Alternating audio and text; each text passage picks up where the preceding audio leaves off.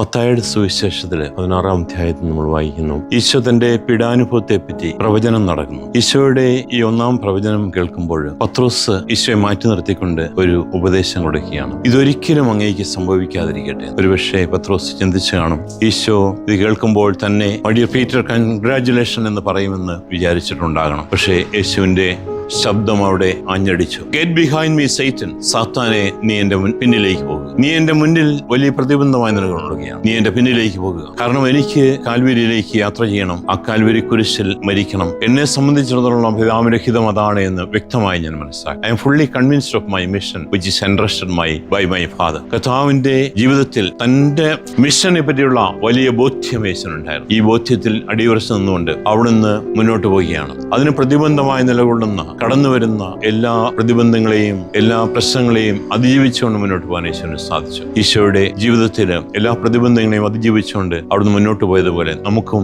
നമ്മുടെ ജീവിതത്തിലെ എല്ലാ പ്രതിബന്ധങ്ങളെയും പ്രശ്നങ്ങളെയും പ്രതിസന്ധികളെയും അതിജീവിച്ചുകൊണ്ട് ഈ സ്വർഗീയ ജെറുസലേം ലക്ഷ്യമാക്കിയുള്ള നമ്മുടെ തീർത്ഥയാത്ര നടത്തുവാൻ നമുക്ക് സാധിക്കട്ടെ. അനുഗ്രഹത്തിനായിട്ട് നമുക്ക് പ്രാർത്ഥിക്കാം. ദൈവം നമ്മെ സമർത്ഥമായിട്ട് അനുഗ്രഹിക്കും.